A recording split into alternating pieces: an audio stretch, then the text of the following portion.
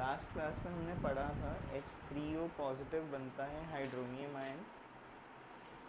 We say that H positive ions readily combines with H2O to form H3O positive.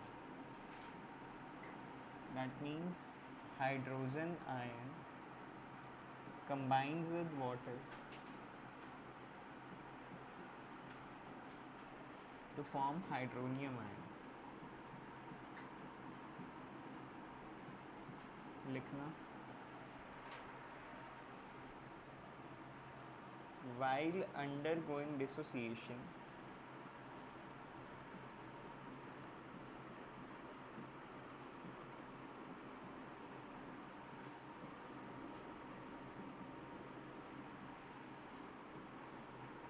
H positive ions so formed from an acid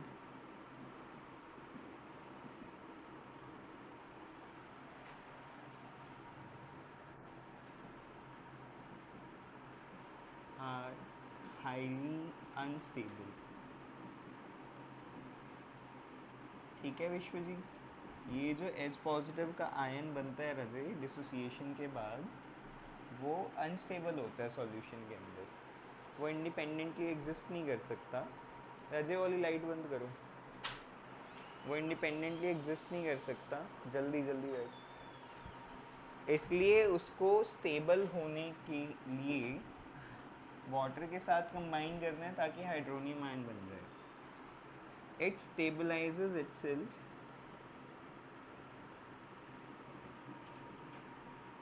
stabilise की spelling क्या होंगी? यही होंगी stabilise की spelling. अच्छा,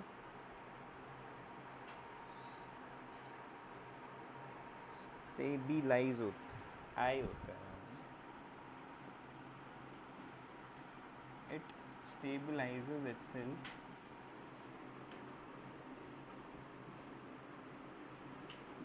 by combining with water molecule to form hydronium ion.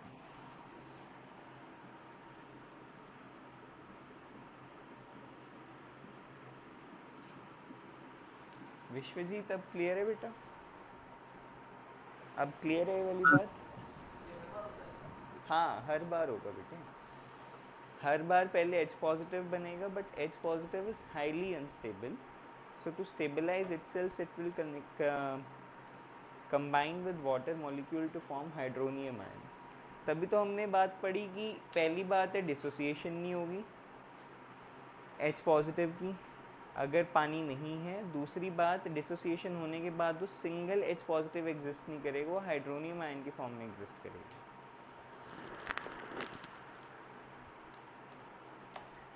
Done.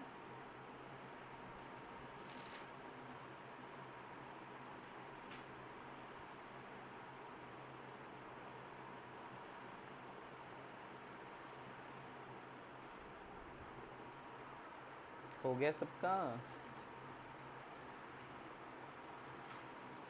एक basis के बारे में बेटा लाइन लिख लो. मैंने स्ट्रॉन्ग बेस और स्ट्रॉन्ग वीक बेस की डेफिनेशन नहीं लिखवा रहा. स्ट्रॉन्ग बेस क्या होना चाहिए अगर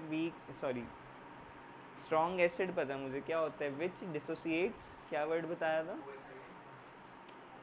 मैं एसिड पूछ रहा हूँ. स्ट्रॉन्ग एसिड क्या होता है? हाँ, H पॉजिटिव आयन डिसोसिएट करेगा कब? कब कहेंगे स्ट्रॉन्ग एसिड है वो तो वीक एसिड भी करेगा. स्ट्रॉन्ग कब कहेंगे उसको? जब डिसोसिएशन कंप्लीट होगी. और वीक कब कहेंगे? जब डिसोसिएशन पार्शियल होगी. अंडरलाइन करवाए थे वर्ड से कम्प्लीटली एंड पार्शियली. ठीक है. वैसे ही स्ट्रॉन्ग बेस क्या होगा? जिसमें डिसोसिएशन OH नेगेटिव आयंस की कंप्लीट हो. और वीक बेस क्या होगा? जिसमें dissociation of OH negative ions partial. ठीक है, वो लिखवा नहीं रहा मैं डेफिनेशन. एक अलग से नोट लिख लो. What are alkalis? लिखो those bases which are soluble in water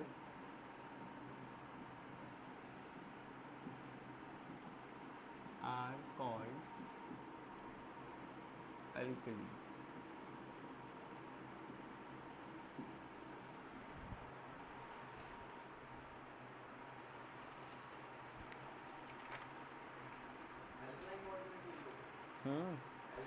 बिल्कुल बिल्कुल वही तो है. अल्कलाइन वाटर, एसिडिक वाटर नहीं पीना चाहिए. एसिडिक वाटर ऑर्गन्स के लिए हार्मफुल होता है. हल्का सा कड़वा होता है, बिटर होता है. 8 to आई गेस 8 to 10. अभी मैं एक वीडियो देख रहा था, उसमें वो पहले एसिडिक वाटर था, फिर वो 8 से 10 के बीच में उसने उसका कलर किया था. नॉट एग्जैक्टली 10 बट 8 to 10 के बीच में.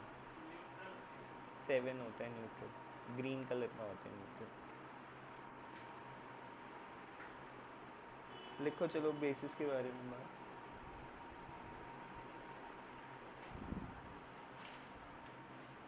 ऐसे हेडिंग लिख लेना, what do basis have in common. What do all basis have in common.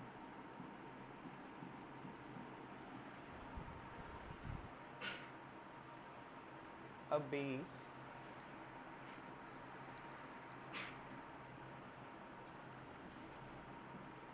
when dissolved in water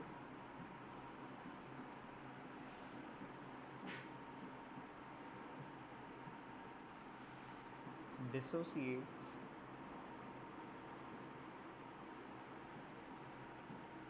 to form metal cation.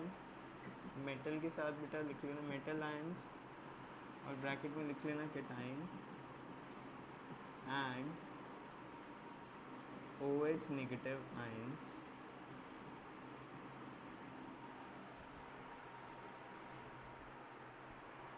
ठीक है, क्या बोलते हैं OH नेगेटिव आयंस को? Very good, hydroxide ions. मतलब एग्जांपल से समझा देता हूँ. लेट्स से मैंने NaOH को डिज़ोल्व किया पानी में, तो NaOH वाटर में जाके क्या बनाएगा? Na positive. Na positive is a metal plus OH negative. ये हाइड्रोक्साइड आयन बन गया. ठीक है, मेरे पास. हाँ, नॉन मेटल सारे नेगेटिव होते हैं या फिर न्यूट्रल होते हैं. जैसे हमने वैलेंसी पढ़ी थी ना लास्ट ईयर, तो वैलेंसी कहती है कि कुछ मेटल जो हैं वो, कुछ नॉन मेटल जो हैं वो या तो इलेक्ट्रॉन एक्सेप्ट करेंगे या शेयर करेंगे. मेटल हमेशा अपना इलेक्ट्रॉन डोनेट करता है, इसलिए पॉजिटिव ही रहते हैं. ठीक है, एक और एग्जांपल लिख लो बेटा, CaOH whole twice. In the presence of water it forms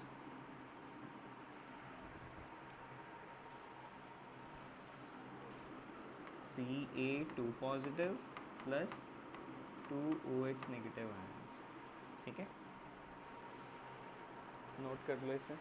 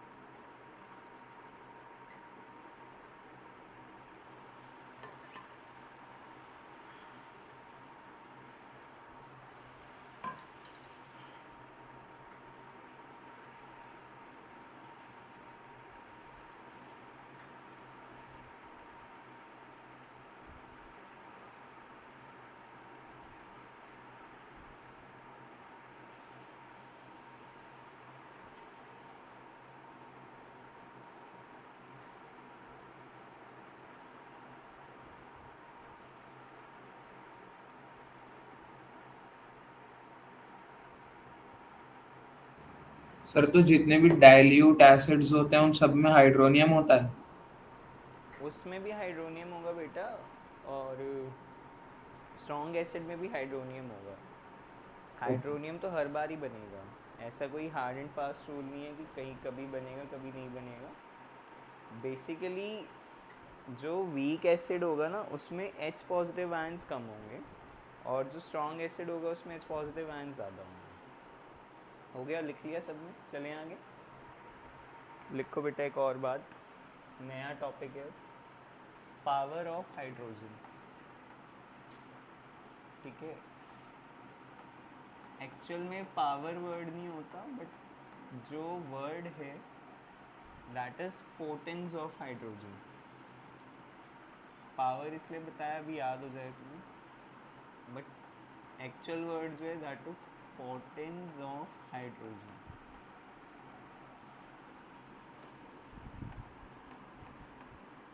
potence एक बेटा जर्मन वर्ड है जिसका मतलब होता है पावर, स्ट्रॉन्गनेस। पोटेंस वर्ड का मतलब होता है स्ट्रॉन्ग स्लैश पावरफुल। ठीक है,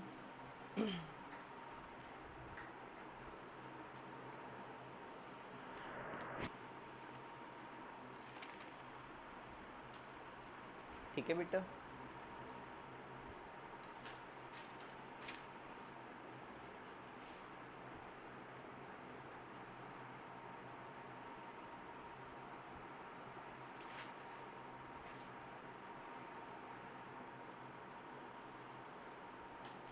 तो होता क्या है कि अगर मेरे को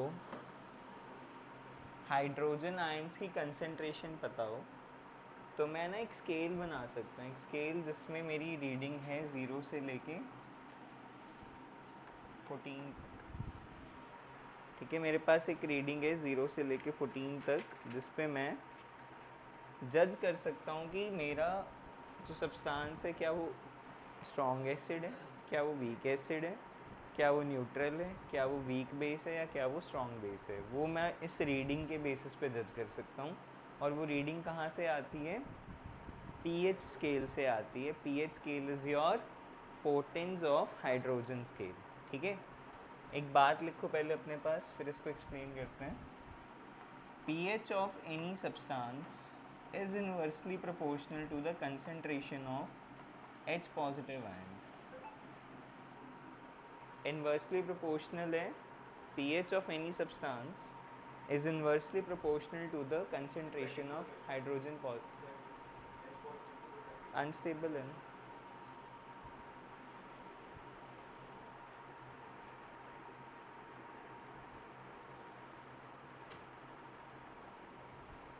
लिखो pH of a substance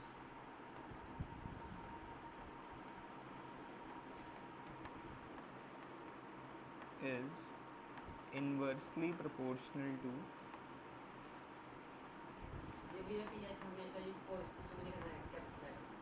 हाँ P छोटा H बड़ा।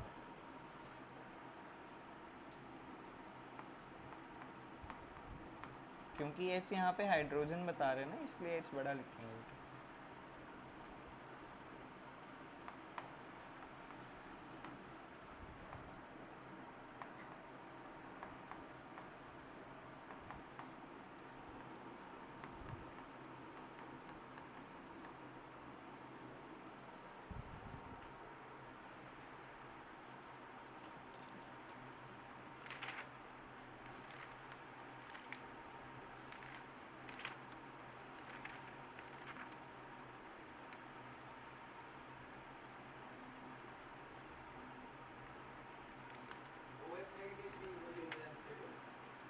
नहीं वो स्टेबल होते हैं, वो एज इट इज़ एग्जिस्ट कर सकते हैं, बट H पॉजिटिव जो है वो हाइड्रोनियम के साथ ही कंबाइन करके करेंगे।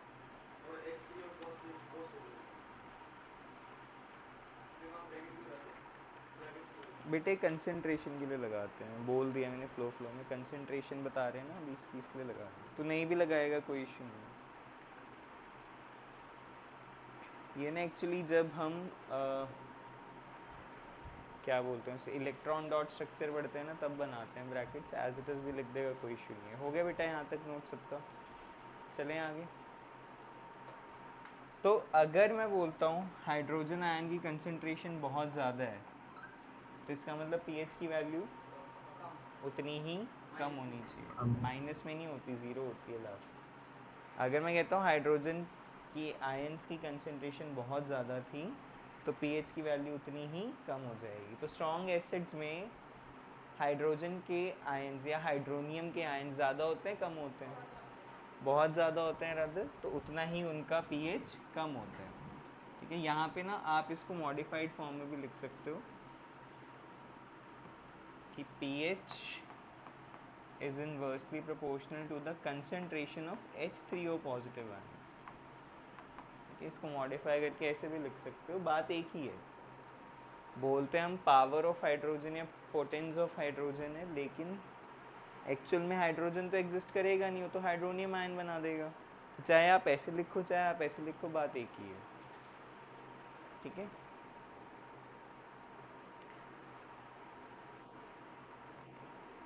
तो पीएच स्केल जो है वो 3 पार्ट्स में डिवाइडेड है, 0 to 7, 7 to 14 एंड एट 7। तो एट 7 क्या होगी कोई चीज़? अरे वाटर नहीं होगी, न्यूट्रल होगी। 0 से 6 तक, या मैं 6.99999 की बात करूँ तो वो क्या होगा? बेटर है इसको ऐसे लिख लो, if pH is greater than 0 but is less than 7, तो उसका नेचर क्या हो जाएगा? Acidic. If pH is exactly equal to 7, तो इसका नेचर क्या होगा बेटा? Neutral. It will be neutral in nature. But अगर pH 7 से बड़ा है लेकिन 14 से छोटा है, ठीक है, इसमें यहाँ पे इक्वल टू लगा लेना, इसमें यहाँ पे इक्वल टू लगा लेना, तो हम उसको बेसिक कहेंगे।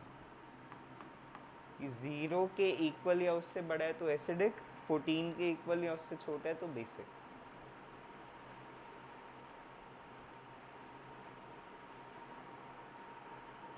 ठीक है रजत?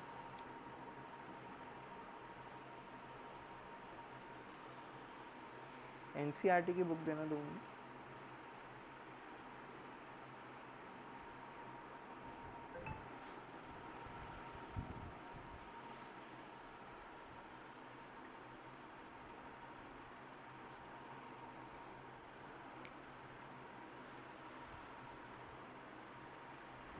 सर इज इक्वल्स टू 7 में वो एल्कलाइन होता है? हाँ बेटा, एल्कलाइन नहीं, neutral. Neutral is equal to 7 पे न्यूट्रल है।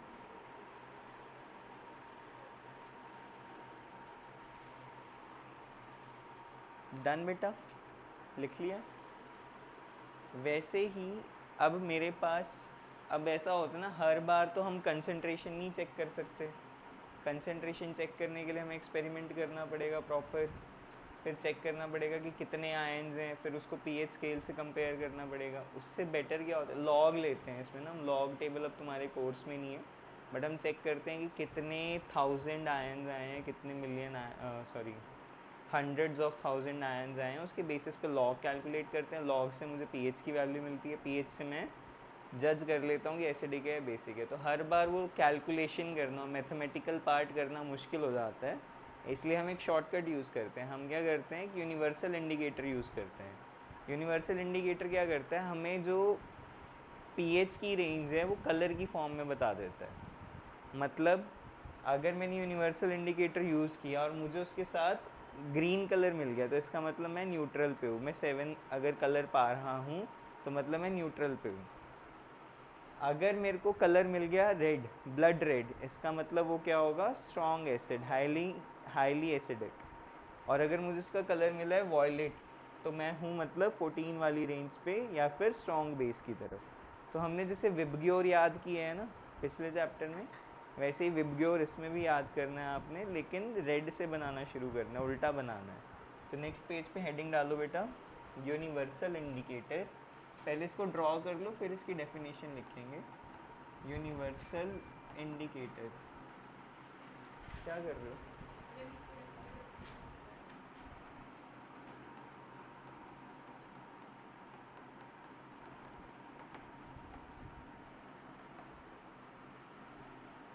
तो यूनिवर्सल इंडिकेटर भी बेटा वैसे ही है जैसे आपका पीएच स्केल है, बस फ़र्क इतना है कि इस बार हमने कलर की फॉर्म में लिखना है, ठीक है। तो रेड हो गया,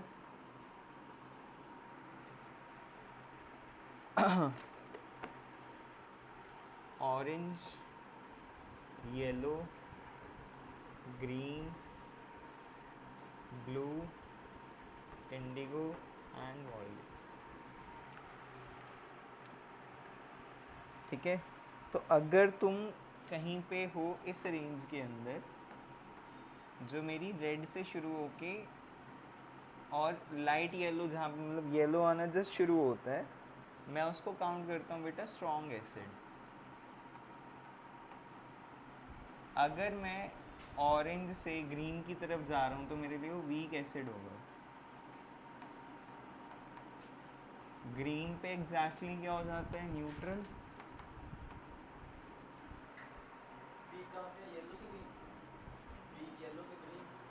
लाइट मतलब जहाँ से येलो आना शुरू हो जाता है, ऑरेंज और येलो के जंक्शन से और ग्रीन तक, ग्रीन से पहले ही होगा मतलब। हाँ हाँ बिल्कुल होगी। तो जो यहाँ से यहाँ तक आता है वो हो जाता है आपका वीक बेस, और जो बिल्कुल ही डार्क होता है वो जाता है आपका स्ट्रॉन्ग बेस।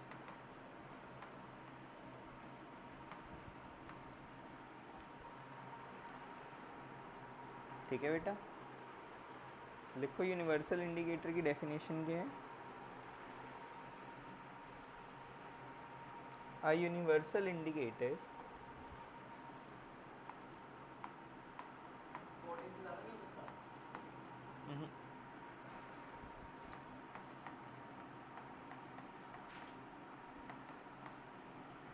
ना ज़ीरो से कम होगा ना 14 से ज़्यादा होगा। A universal indicator is a solution containing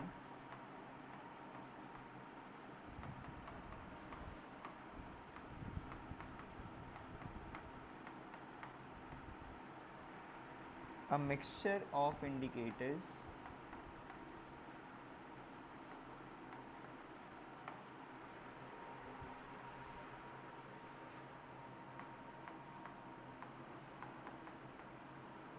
जैसे हमने स्टार्टिंग में इंडिकेटर पढ़े थे ना, जो if you remember, litmus, methyl orange, phenolphthalein, red cabbage juice, है ना, और कौन सा वो अलग अलग फ्लावर्स की पेटल्स से जो बनते हैं, हम उन सबको जब मिक्स कर लेते हैं तो हमें एक यूनिवर्सल इंडिकेटर मिल जाता है। So it is not a single indicator, it is a collection of, dissolve होते हैं एक दूसरे में, रिएक्ट नहीं करते। तो it is a collection of different indicators जिसको मैं यूज़ करता हूँ अपने पीएच स्केल के साथ कंपेयर करके। लिखो, a universal indicator is a solution containing a mixture of indicators that exhibits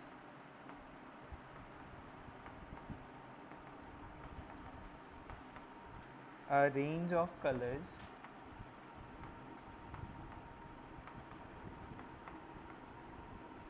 across different pH levels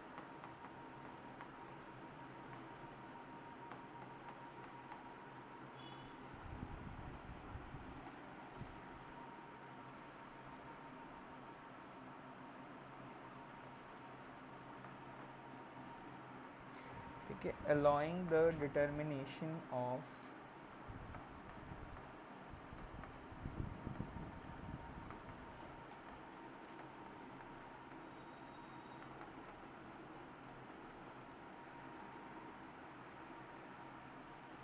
solutions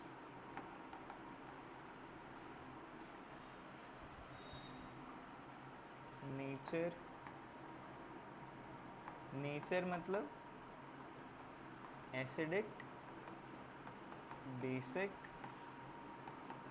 और न्यूट्रल, ठीक है, एंड इट्स स्ट्रेंथ।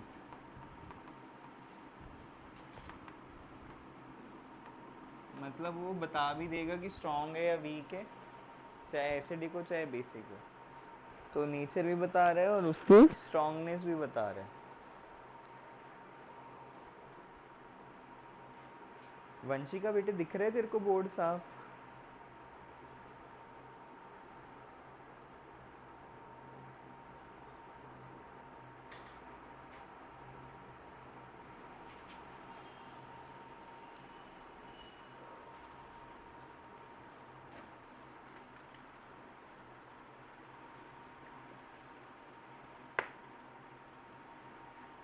ये बुक किसकी है जानवी, किससे बोरो की हुई है?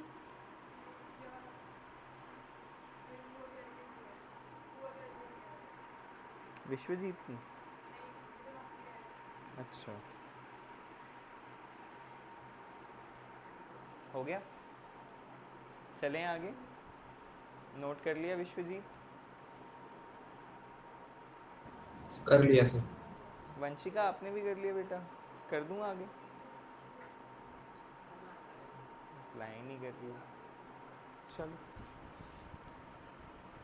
देखो बेटा, कुछ ही क्वेश्चंस हैं, रादर इम्पॉर्टेंट क्वेश्चंस हैं, तो इसके अच्छे से लिखना, नोट्स बनाना है इसके लिए। एक एक क्वेश्चन हम डिस्कस कर रहे हैं क्लास में, वैसे मैं करता नहीं हूँ, पर ये इम्पॉर्टेंट है, ठीक है।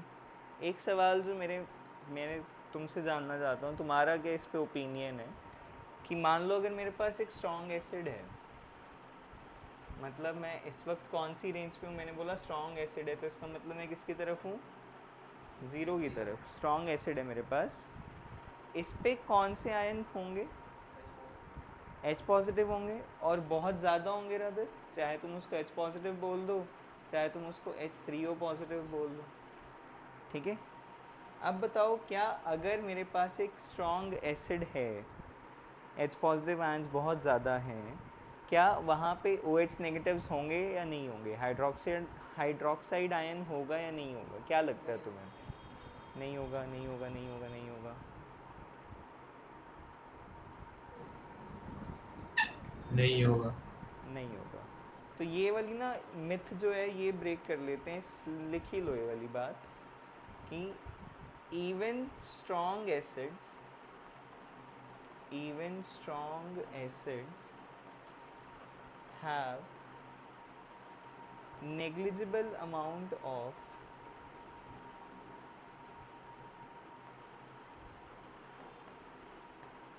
OH negative ions. उनके पास भी OH नेगेटिव आयंस होते हैं। pH वैल्यू लेकिन मैं हमेशा H पॉजिटिव आयंस के रिस्पेक्ट में लिखता हूँ। अगर H पॉजिटिव ज़्यादा है तो मतलब उसका pH कम होगा, H पॉजिटिव कम है तो उसका pH ज़्यादा होगा, ठीक है। हाँ, वीक एसिड के पास क्या होंगे? उनके पास थोड़े ज़्यादा होंगे। फिर न्यूट्रल वाले के पास दोनों सेम अमाउंट में एग्जिस्ट कर रहे हैं, H पॉजिटिव भी OH नेगेटिव भी। वीक बेस के अंदर OH नेगेटिव और बढ़ गए, स्ट्रॉन्ग बेस के अंदर OH नेगेटिव बहुत ही ज़्यादा हो गए हैं और H पॉजिटिव कम हो गए हैं। क्योंकि जब मैंने बात करी pH स्केल, जब मैंने बनाया, मैंने 14 वाली वैल्यू भी कैसे लिखी? पोटेंस ऑफ हाइड्रोजन की फॉर्म में, हाइड्रोजन की कंसेंट्रेशन की फॉर्म में। मैंने ये तो नहीं बोला कि वहाँ पे जाके हाइड्रोजन ज़ीरो हो गया, ज़ीरो तो नहीं होता हाइड्रोजन, कुछ एग्जिस्ट करता है, लेकिन क्या चीज़ ज़्यादा होती है? OH नेगेटिव, और क्या चीज़ कम होती है? H positive. तो एक बात तो ये होगी कि even strong acids have negligible amount of OH negative ions. Same scenario is with strong base. Strong bases also have OH negative ions which are greater in number,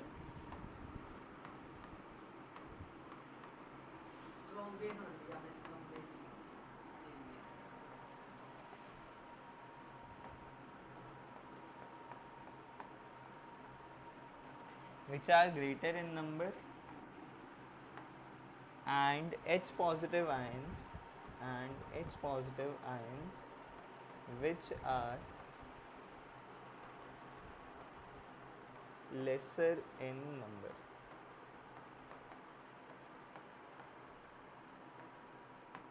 ठीक है, मतलब स्ट्रॉन्ग बेस के पास भी दोनों चीज़ें हैं, OH नेगेटिव भी है, H पॉजिटिव भी है, लेकिन OH नेगेटिव की क्वांटिटी बहुत ज़्यादा है as compared to H positive. Strong acid के पास भी दोनों चीज़ें हैं, H पॉजिटिव भी है, OH नेगेटिव भी है, लेकिन स्ट्रॉन्ग एसिड के पास OH नेगेटिव बहुत कम है और H पॉजिटिव बहुत ज़्यादा है, ठीक है। ये बात प्लीज़ लिख लो, बच्चों को लगता है बेस का मतलब सिर्फ OH नेगेटिव और एसिड का मतलब सिर्फ H पॉजिटिव, नहीं, दोनों ही एग्जिस्ट करते हैं।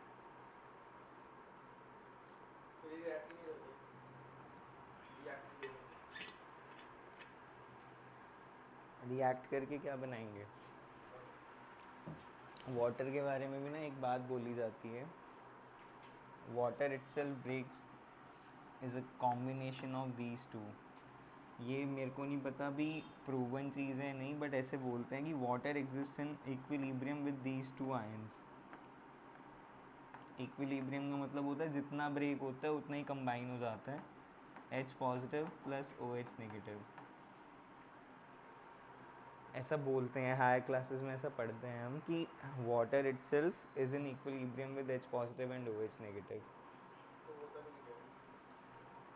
इतना डिटेल में टू बी ऑनेस्ट नहीं पता मुझे, मैं स्टडी करके बता दूँ कि एग्जिस्ट करते हैं तो क्यों करते हैं और रिएक्ट क्यों नहीं होते, या फिर रिएक्ट होते हैं और फिर डिसोसिएट हो जाते हैं, ऐसा कुछ होगा, स्टडी करके बता दूँ। डन, लिख लिए वाला, चलो आगे देखो।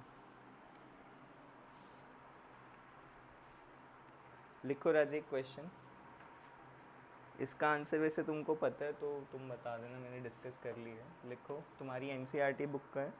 Why do HCl and HNO3 why do HCl and HNO3 show acidic characters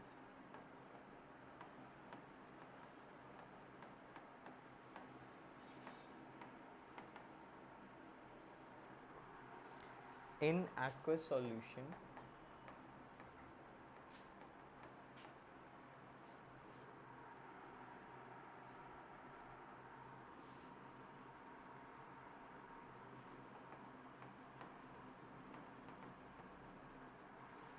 while solutions of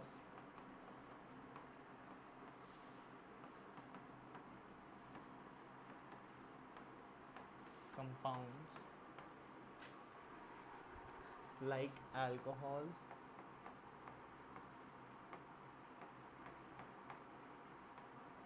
and glucose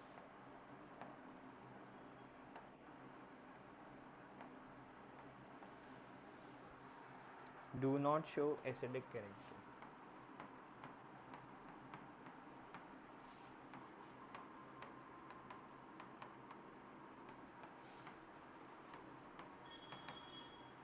मैं तुमको ना एक एग्जांपल बता देता हूँ, तुमको और क्लैरिटी आ जाएगी।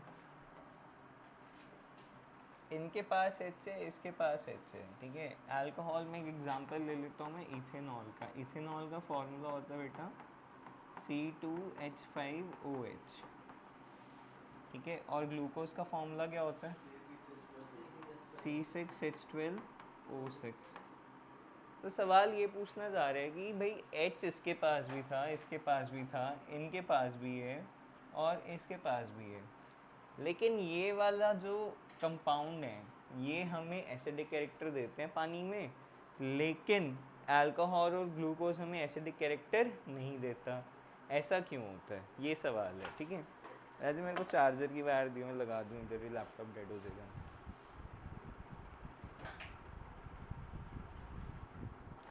तो क्यों होता होगा ऐसा, सोचो। एसिडिक कैरेक्टर कब आता है? When do we say anything is acidic or basic in nature? हाँ विश्वजीत, कुछ बोलना है बेटे, तूने म्यूट किया था खुद को। Do you want to say something? Sir जब किसी सब्सटेंस के पास में H पॉजिटिव आयन होते हैं तो उससे एसिडिक, हम H एसिडिक और पॉजिटिव बेसिक आयन कब ज्यादा बोलते हैं? नंबर में होते हैं। जब H पॉजिटिव आयंस हों, और उसने बात बहुत अच्छे से अपने आप को उसने करेक्ट किया, वो कहता है कि H पॉजिटिव आयंस हों लेकिन ज़्यादा नंबर में, तब मैं किसी चीज़ को एसिडिक कहता हूँ। यही सीखा हमने pH स्केल पे। तो इसका मतलब मैंने जब इन दोनों को पानी में डिज़ोल्व किया तो उसके क्या बने? H positive ions. लेकिन जब मैंने इन दोनों को पानी में डिज़ोल्व किया तो H पॉजिटिव आयंस नहीं बन रहे होंगे, इसलिए इन्होंने एसिडिक कैरेक्टर नहीं शो किया। बात समझ आई? लिखो। नहीं बनते, नेचर है उनका। क्यों नहीं बनते का क्या जवाब हो? हाँ, कौन एसिड? तुझे किसने कहा एसिड है? अल्कोहल एसिड होता है? जब वो डिसोसिएट ही नहीं हो रहा तो एसिड कैसे हो गया? हाँ, पीने के बाद उसको एसिडिटी होती है। तो अगर तेरे को ऐसा लग रहा है कि एसिड है तो एसिड नहीं है। Alcohol is not acidic in nature बेटा। लिखो चलो। ये क्वेश्चन नोट करना चाहते हो कर लो, अदरवाइज एनसीईआरटी का क्वेश्चन है, आंसर मैं नेक्स्ट स्लाइड पे जहाँ चलो लिख दो। देखो बेटा लिखो, HCl and HNO3 exhibit acidic characters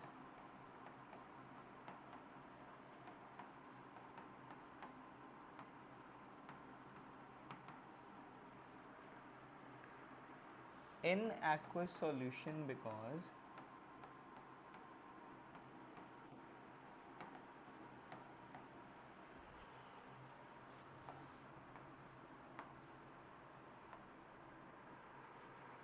they release hydrogen ions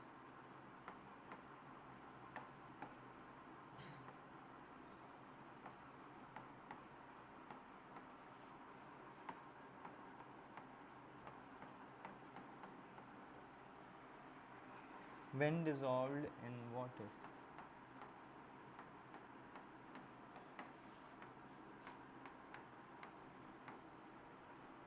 When dissolved in water, ठीक है, which gives them the acidic character.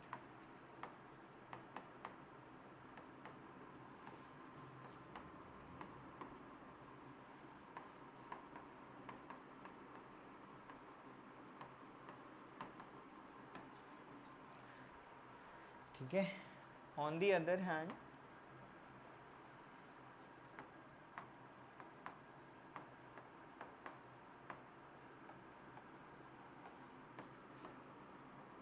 alcohol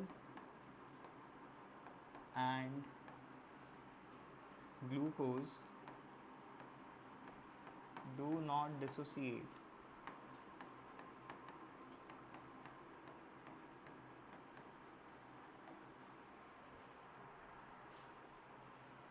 into H positive ions and hence do not show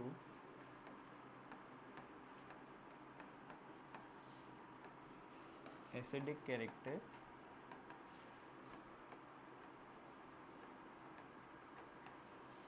in water.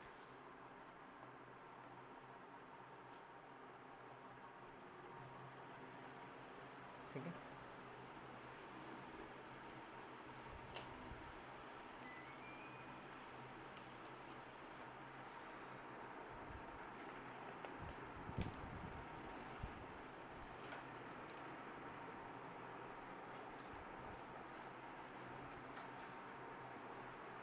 Hello, हाँ जी ma'am, हाँ ma'am यहीं पे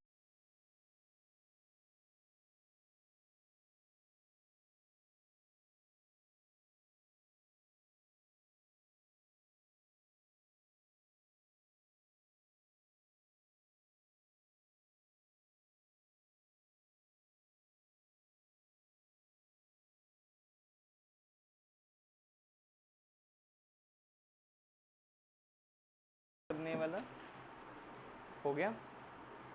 चलें आगे, विश्वजीत लिख लिया बेटे?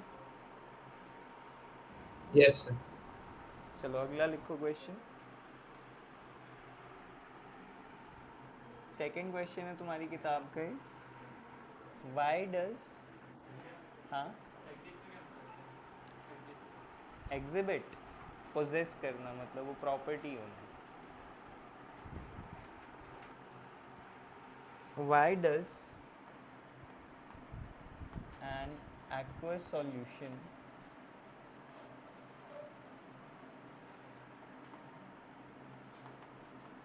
of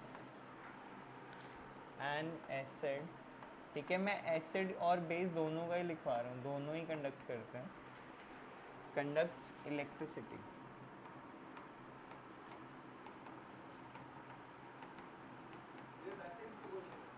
नहीं बेटा इन टेक्स्ट हैं सारे, नहीं नहीं ये इम्पोर्टेंट वाले हैं, कहीं मुझसे मिस ना हो जाए, इसलिए मैं साथ साथ ही करवा रहा हूँ इस बार।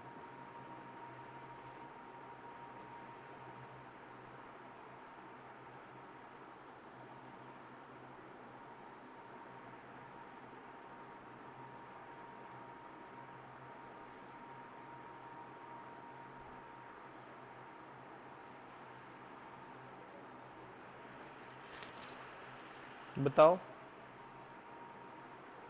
क्यों होती है, उनकी इलेक्ट्रिसिटी क्यों कंडक्ट कर सकते हैं? आयंस बनते हैं, वेरी गुड। हाँ क्या? हाँ, सिर्फ एसिड के अंदर एच पॉजिटिव होते हैं, दोनों ही होते हैं,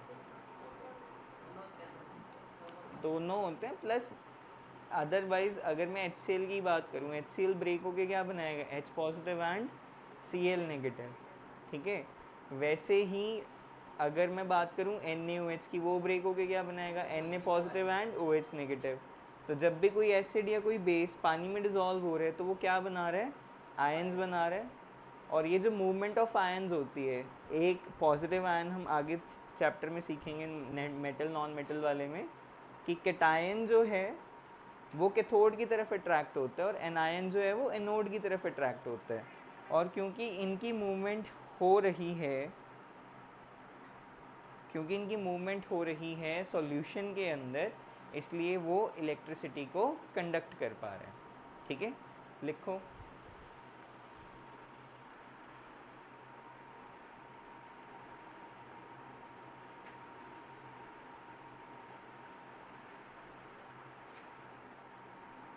लिखो राजेश का answer.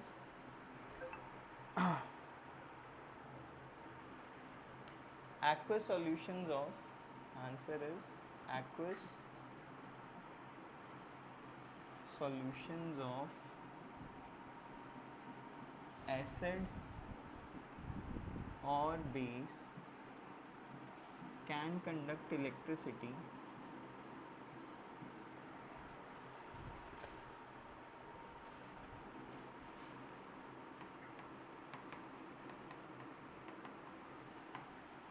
because when dissolved in water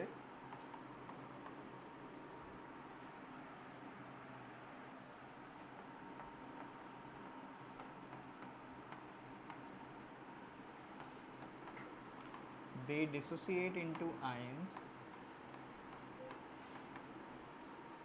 या ऐसे लिख लो, they dissociate into cations and anions,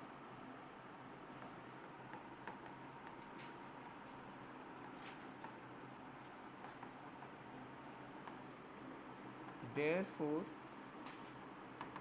the movement of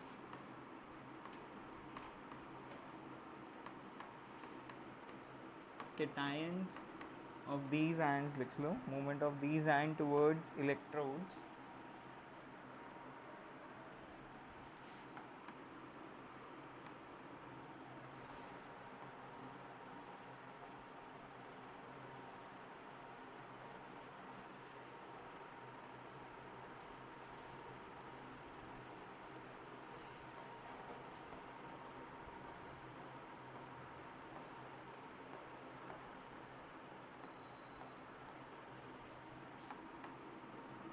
can conduct electricity,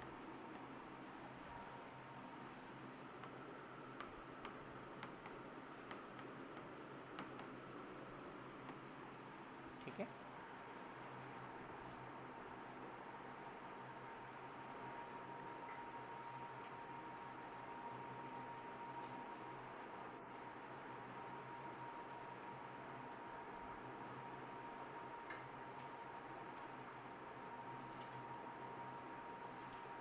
लिख लिया सबने? आगे देखो बेटा। लास्ट लाइन बची है। हाँ लिख लिख लो। अगला सवाल ये बेटे हम ऑलरेडी लिख चुके हैं, मैं लिखवा नहीं रहा। Why does dry HCl gas not change the colour of dry litmus paper? पढ़ चुके हैं हम ऑलरेडी। ड्राई लिटमस पेपर में क्यों नहीं कलर चेंज होगा? क्योंकि डिसोसिएशन नहीं होगी, H पॉजिटिव आयन नहीं बनेगा, तो एसिडिक कैरेक्टर नहीं आएगा।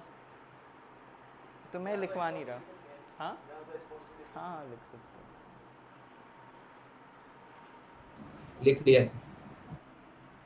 ठीक है, ये इंपॉर्टेंट सवाल है बेटे, इसको लिखना ध्यान से, ये इंपॉर्टेंट है, ठीक है। टॉपिक भी है, सवाल भी है, जो मर्जी समझ लो।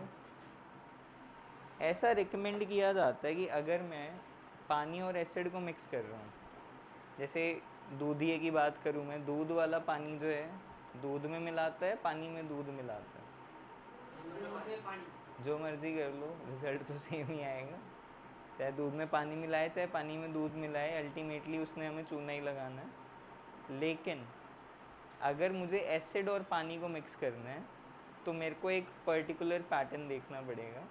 मैं कभी भी एसिड में पानी नहीं डालूँगा, मुझे पानी में एसिड डालना पड़ेगा। ऐसा क्यों होता है उसके बारे में समझना है हमें। लिखो, क्वेश्चन है, पहले क्वेश्चन लिख लो। While diluting an acid, dilute करने का मतलब क्या होता है?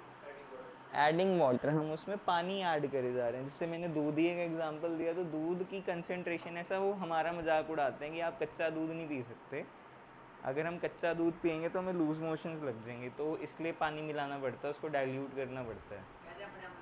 हैं? हम अपने आप मिला लेंगे, ये करते हैं ना ये काम कभी। तो दूध में पानी मिलाने को या किसी चीज़ में पानी मिलाने को क्या बोलते हैं? डाइल्यूशन। मैं उस सब्सटेंस को डाइल्यूट कर रहा हूँ, ठीक है। जैसे कि ये तुमने देखा होगा हमारे मार्केट में ना जेट फिनाइल की बोतल आती है, तो जो फिनाइल की बोतल वो बनती है वाइट कलर की, वो एक्चुअल में एक इतनी सी पीपी आती है, इतनी सी बस। उसको एक चम्मच बॉटल में डालो 1 लीटर, और उसमें पानी डाल दो, वो आपकी फिनाइल रेडी हो जाएगी। वो इतनी डाइल्यूटेड होती है, ठीक है। मतलब जिन्होंने फैक्ट्री लगाई हुई है फिनाइल बनाने के लिए, वो एक केमिकल ख़रीदते हैं इतना सा, और उसको बॉटल में डाल देते हैं और उसमें पानी मिक्स कर देते हैं, ऐसे फिनाइल बनती है जो हम घरों में यूज़ करते हैं। तो पानी ऐड करने की चीज़ को क्या बोलेंगे? डाइल्यूशन। अदरवाइज़ वो चीज़ क्या है? कंसनट्रेटेड। तो मतलब जो मेरे पास इतना बड़ा डब्बा है फिनाइल का, वो क्या है? कंसनट्रेटेड सॉल्यूशन है उसका, उसके अंदर बाद में पानी डाल के हम डाइल्यूट कर रहे हैं उसके, ठीक है। लिखो, while diluting an acid, question is while diluting an acid, why is it recommended, why is it recommended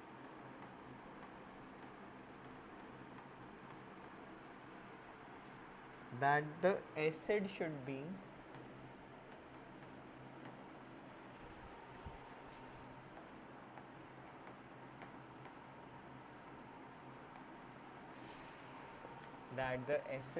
be added to water and not water to the acid?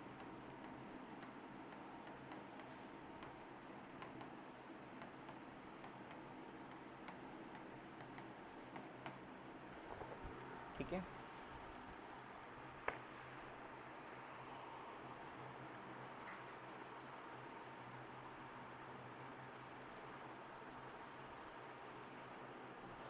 तो होता क्या बेटा, जब हम पानी को डाइल्यूट करते हैं, सॉरी एसिड को डाइल्यूट करते हैं, बेस को डाइल्यूट करते हैं, same goes with base, base को भी ऐसे डाइल्यूट करते हैं, मैं एसिड के लिए लिखवा रहा हूँ। तो होता क्या है, दोनों का जो मिक्सचर है वो एक एक्सोथर्मिक रिएक्शन होता है। एक्सोथर्मिक रिएक्शन मतलब गिव्स हीट या टेक्स हीट? गिव्स। हमने बहुत ज़्यादा अमाउंट में हीट रिलीज़ करी, और उस हीट रिलीज़ होने के चक्कर में क्या होता है, इमेजिन करना, ठीक है। इसमें अभी एसिड है, इस टेस्ट ट्यूब के अंदर अभी एसिड है, और डाइल्यूट करते हैं हम बूंद बूंद डाल के। मतलब मैंने इसके अंदर बूंद एक पानी की डाल दी, हमने इसके अंदर एक बूंद पानी की डाल दी, तो होगा क्या? दोनों मिक्स हुए, एक्सोथर्मिक रिएक्शन हुआ, और ये पानी जो था ये क्या हो जाएगा फिर? गर्म होके क्या बन जाएगा? स्टीम बन जाएगा। एकदम से इसकी स्टीम बन गई, ठीक है। हम इसमें ड्रॉप बाय ड्रॉप पानी डाल रहे हैं, ठीक है। इसका एकदम से टेम्परेचर राइज हुआ, जो पीछे वाली ड्रॉपलेट्स थी वो क्या हो जाएंगी? स्टीम बन जाएंगी। एकदम से इतना विगरस रिएक्शन होता है, इतना फास्ट रिएक्शन होता है कि जो ड्रॉपलेट्स होती हैं पानी के, हम जब ड्रॉप बाय ड्रॉप ऐड कर रहे हैं, थोड़ा थोड़ा ऐड कर रहे हैं, तो पानी एकदम से स्टीम बन जाता है, और उस स्टीम के साथ साथ क्या होता है, थोड़ा सा एसिड भी उड़ के बाहर आ जाता है। स्टीम के साथ एसिड भी बाहर आ जाएगा, और जैसे ही वो फ्यूम मेरे हाथ को टच करेगी या मेरी आँख पे चली जाएगी, आँख की तरफ चली जाएगी, तो मुझे क्या हो सकते हैं? स्किन बर्न्स हो सकते हैं या चीज़ें जल सकती हैं, स्प्लैश आउट हो सकती है, मतलब एकदम एसिड मेरे ऊपर गिर सकता है, उसके छींटे मेरे ऊपर गिर सकते हैं, ठीक है। इसको ऐसे इमेजिन करो, तुमने शायद घरों में देखा भी हो, जब मम्मी पकौड़े बनाती हैं, यूँ बाहर निकाल के, जब मम्मी पकौड़े बनाती है और गलती से उस गरम तेल की कढ़ाई में पानी की बूंद गिर जाए तो आवाज़ नहीं आती बड़ी स्ट्रॉन्ग सी? वैसे इसके अंदर होता है। वैसे ही अगर आप एसिड के अंदर पानी मिक्स कर रहे हो, एक्सोथर्मिक रिएक्शन हुआ, इसका मतलब फटाफट वही पानी किस में कन्वर्ट हो गया, स्टीम में, और उसके छिट्टे एकदम से मेरे ऊपर आ गए एसिड के समेत, ठीक है, समझ रहे हो बात?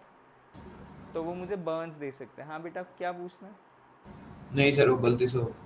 अच्छा, तो वो मुझे बर्न्स दे सकते हैं। जैसे तेल की कढ़ाई में पानी का छिट्टा गिर जाए तो एकदम से स्प्लैश आउट होता है वो, वैसे ही अगर एसिड के अंदर पानी गिर जाएगा ड्रॉप बाय ड्रॉप तो स्प्लैश आउट हो गए, मेरे ऊपर ही गिर सकता है और मुझे बर्न्स हो सकते हैं, ठीक है। एक रीज़न तो ये है। दूसरा रीज़न क्या है, टेस्ट ट्यूब बहुत पतली होती है और ये रिएक्शन क्या होता है, एक्सोथर्मिक, तो उसकी वजह से टेस्ट ट्यूब एकदम से टूट सकती है, ठीक है। टेस्ट ट्यूब अगर एकदम से टूट जाएगी तो एसिड मेरे हाथ में मैंने होल्ड कर रखे हैं, वो एसिड मेरे ऊपर गिरने की चांसेस होते हैं। समझ आई बात? तुमने, मेरे को नहीं पता तुमने कभी तोड़ा है नहीं तोड़ा, बट अगर आप कप के अंदर, कांच का कप है या कांच का ग्लास है और उसमें पकता पकता उबलता हुआ पानी डाल दो तो वो टूट जाता है। क्यों होता है ऐसा पता है तुम्हें? एक्सो गर्म पानी से एक्सोथर्मिक रिएक्शन हुआ। एग्जैक्टली, क्योंकि अभी पानी जब खाली, ग्लास जब खाली था तो वो कम टेम्परेचर पे था, तुमने उसमें एकदम से गर्म पानी डाल दिया तो वो एक्सपैंड करने लगा, एकदम से एक्सपैंड हुआ वो, और जब वो एकदम से एक्सपैंड हुआ तो वो कांच चकनाचूर हो गया। वैसे ही इसके केस में जब रिएक्शन हो रहा है तो हीट जनरेट हुई है, मतलब मेरा ग्लास एकदम से एक्सपैंड होना चाहेगा, और क्योंकि वो एकदम से एक्सपैंड हो रहा है इसलिए वो ब्रेक हो जाता है, ठीक है। हाँ, बेस के केस में भी होता है। बेस भी हमेशा ऐसे ही डाइल्यूट करते हैं, we never add water to base, we always add base to water, क्योंकि बेस और वाटर का मिक्सचर भी एक एक्सोथर्मिक रिएक्शन है। Phenyl again it's organic substance. Phenyl acidic नहीं होती, हार्पिक एसिडिक होता है। Phenyl is all, it's something different, और कार्बन कंपाउंड है वो।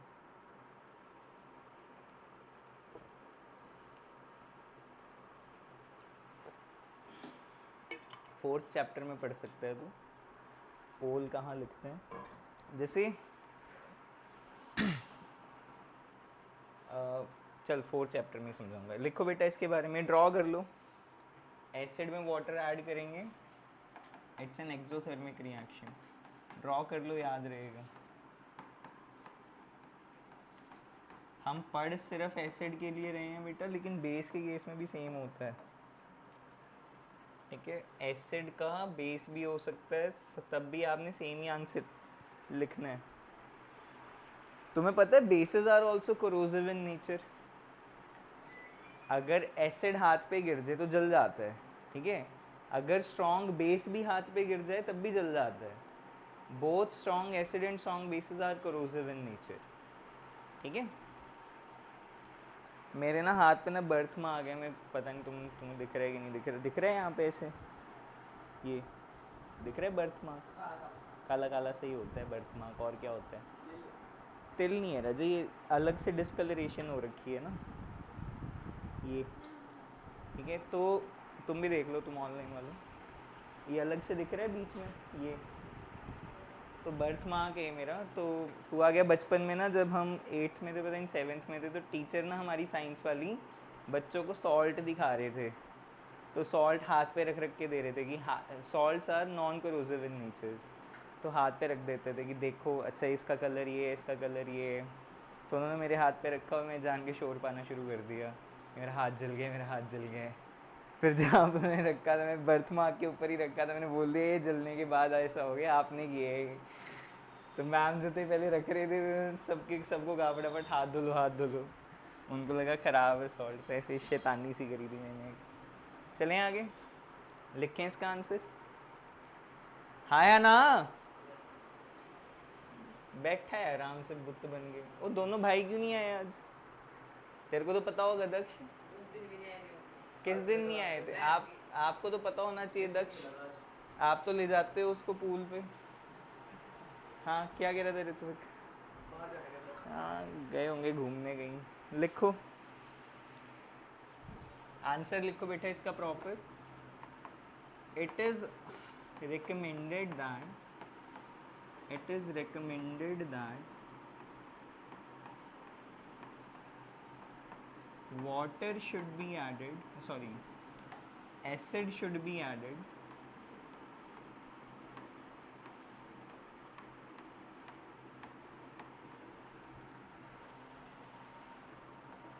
to water slowly। और स्लोली भी डालने का वे पता क्या है? ऐसे ड्रॉप भी नहीं डालते कि ऐसे डिप ड्रॉप पर लिया और उसके ऊपर बूंद डाल दी, ये भी नहीं करते। डालने का वे क्या होता है, दो टेस्ट ट्यूब्स को हम मिक्स कर रहे होते हैं और टेस्ट ट्यूब की वॉल के अलॉन्ग भेजते हैं। वॉल के अलॉन्ग जब भेजते हैं तो बहुत स्लोली जाता है, ठीक है। तो it should be added slowly along the wall of the test tube.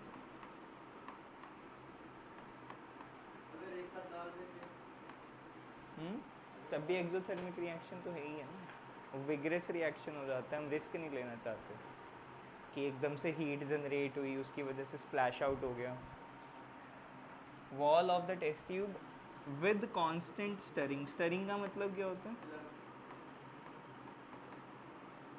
Constant stirring, कि आप उसको चम्मच के साथ या टेस्ट ट्यूब को ऐसे पकड़ के गोल गोल करते रहो, घुमाते रहो उसको ऐसे, ठीक है। स्टर करते रहो, ड्रॉप बाय ड्रॉप डालो और स्टर करते रहो, ठीक है। चलो आगे चलें, लिखें। Because number 1, dilution is an exothermic process. Dilution of an acid or a base is an exothermic process.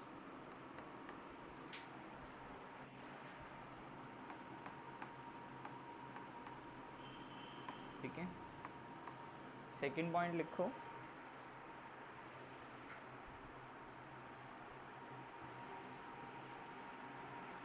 if the water is added, if the water is added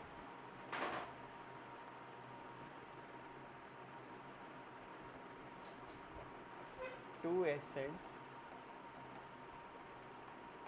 it will generate, या the heat generated may cause, ऐसे लिख लो, the heat generated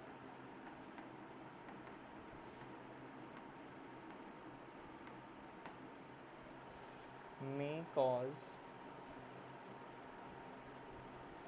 the water to splash out। Splash out का मतलब है बेटा, हम कह रहे हैं कि छींटे पड़ रहे हैं हमारे ऊपर उसके, ठीक है। May cause the water to splash out and cause skin Burns.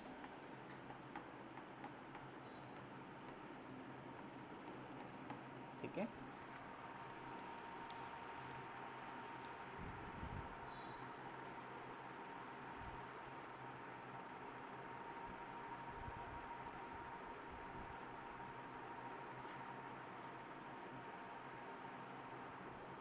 Done. Third लिखो, also because of such, because of heat, the test tube containing acid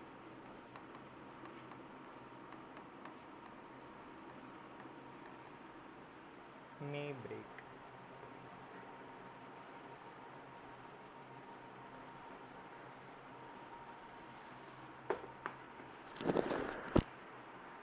ठीक है बेटा।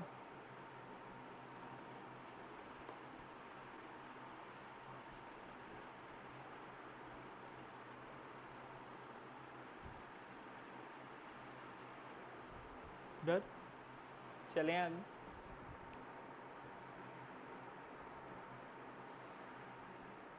लिख लिया विश्वजीत आपने? लाइट आ गई क्या? Yes sir. तुम तो आज इसी में रह जाओगे, कभी लगा रहे हो कभी उतार रहे हो, मल्टीप्लग खरीद के लाना पड़ेगा। चलो देखो बेटा, बात करते हैं। मान लो मेरे पास एक टब थी बहुत बड़ी, ठीक है, और उस टब के अंदर पहले 1 लीटर पानी था। ठीक है, 1 लीटर पानी के अंदर लेट से मैंने मिक्स किए हुए थे, एग्जाम्पल के तौर पे लेट से थे उसके पास 100 H पॉजिटिव आयंस।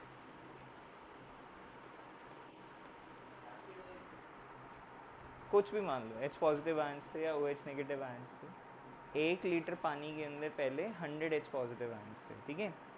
मैंने क्या किया, अब इसमें ऐड कर दिया थोड़ा सा और पानी, और अब इसकी वॉल्यूम बना दी 2 लीटर्स,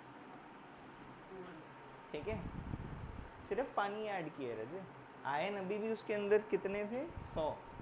मैंने उसमें 1 लीटर पानी और ऐड कर दिया, तो टोटल पानी कितना हो गया?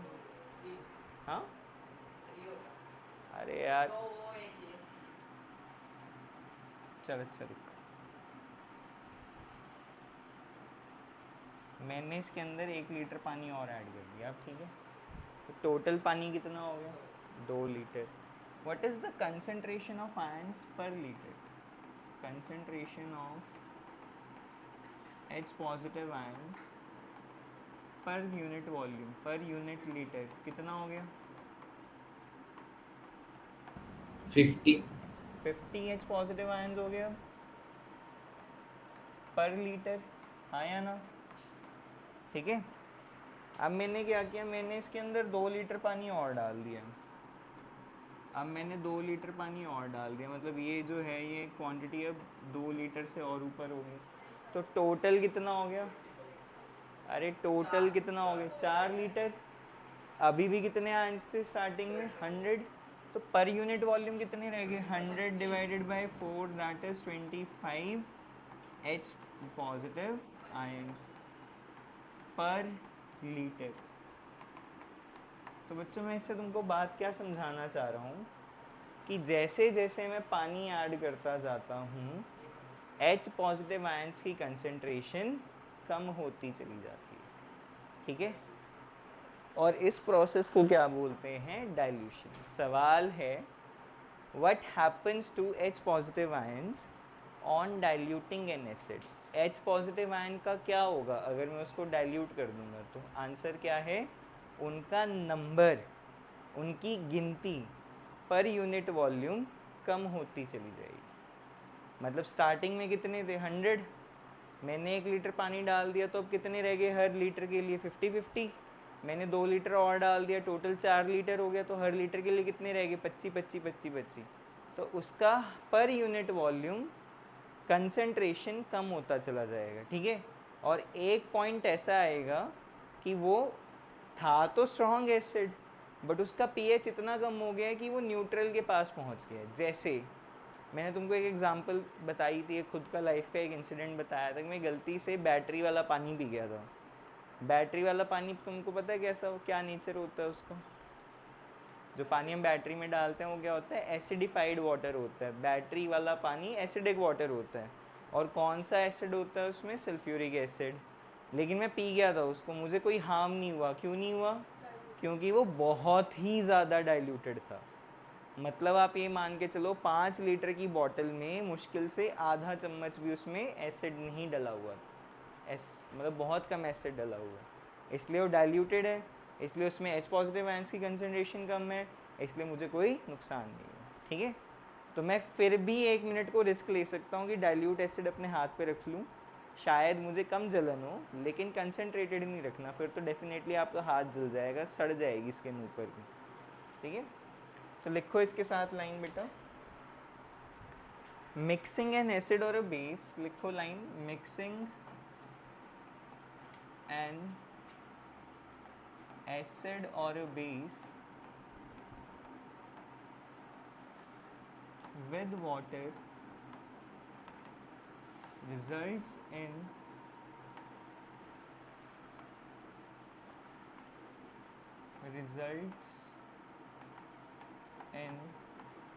decreasing the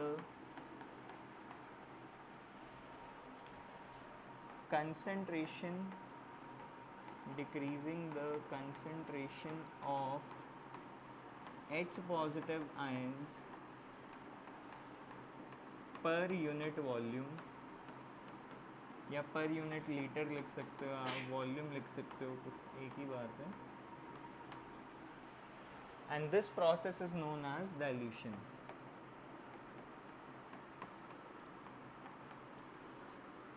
This process is known as dilution.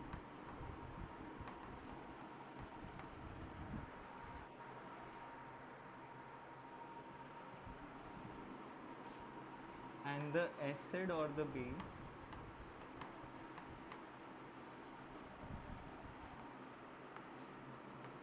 is said to be diluted.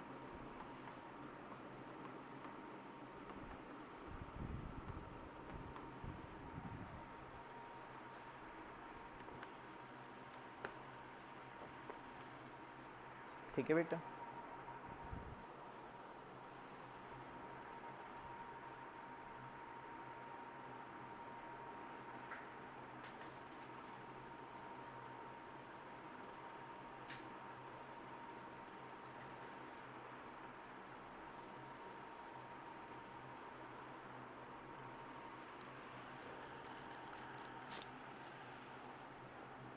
ये आंसर है बेटा इस क्वेश्चन का, लिख लो. H पॉजिटिव आयंस के लिए मैंने लिखा है यहाँ पे, सेम मतलब बात होगी H3O पॉजिटिव आयंस की, H3O पॉजिटिव आयंस की. ठीक है, ये क्वेश्चन इसके लिए ये बना हुआ है NCERT में, मैं क्वेश्चन भी लिख देता हूँ, लिख लो. हाँ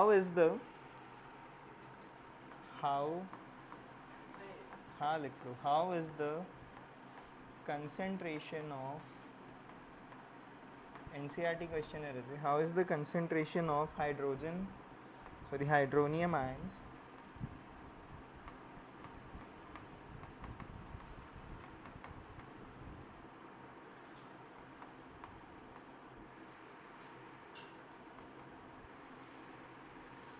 affected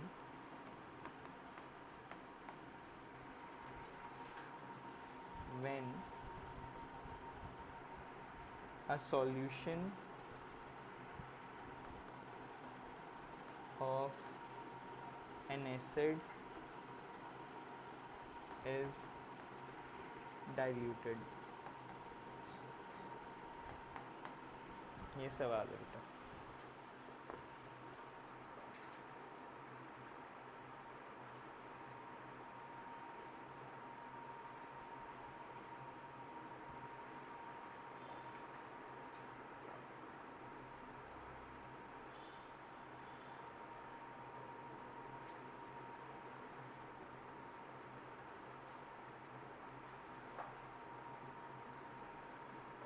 डन, पक्का.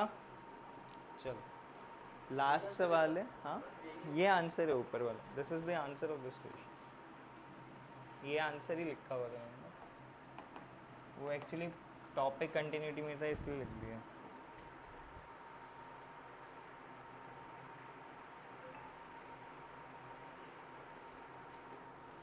चलो बेटा देखो, लास्ट क्वेश्चन है इस टॉपिक का. लिख लिया सबने? लिख लिया. चलो सवाल ये कि मैंने सोडियम हाइड्रोक्साइड में OH नेगेटिव आयंस डाल दिए, तो OH नेगेटिव आयंस की कंसंट्रेशन के साथ क्या होगा? क्या उनकी कंसंट्रेशन बढ़ेगी या कम होगी? सोडियम हाइड्रोक्साइड के सॉल्यूशन में OH नेगेटिव आयंस डाल दिए, तो OH नेगेटिव आयंस की कंसंट्रेशन ओवरऑल बढ़ी या कम हुई या सेम रहेगी? बढ़ जाएगी. क्यों? सोडियम हाइड्रोक्साइड में ऑलरेडी क्या थे? OH नेगेटिव जब मैंने पानी में डिसॉल्व किया वो OH नेगेटिव में ब्रेक हो गए, मैं ऊपर से और OH नेगेटिव डाल रहा हूँ, इसका मतलब ओवरऑल कंसंट्रेशन क्या होगी, बढ़ जाएगी. लिखो question. How is the concentration of, लिखो Rajat, how is the concentration of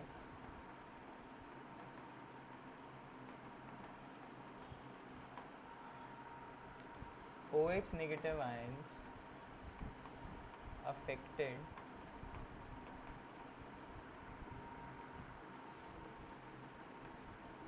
when excess base is dissolved in a solution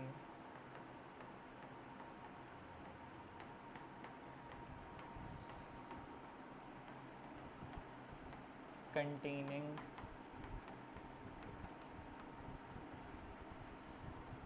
sodium hydroxide.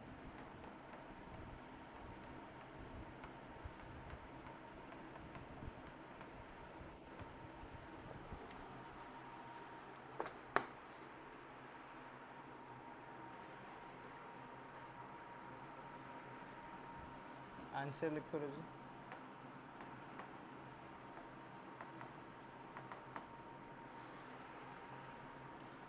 When excess base is dissolved in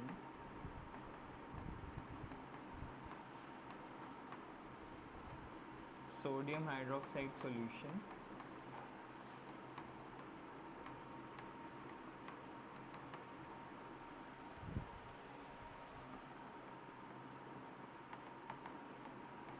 it's sorry, the concentration of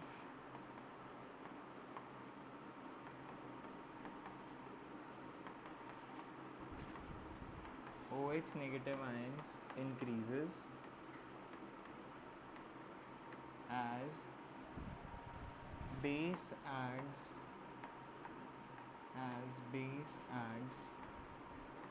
more OH negative ions to the solution.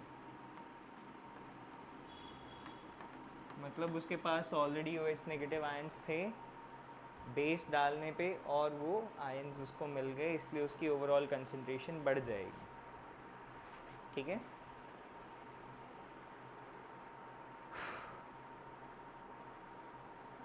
बस आज के लिए इतना ही लिखेंगे, जा सकते हो आप, जिसने लिख लिया वो जा सकते हो.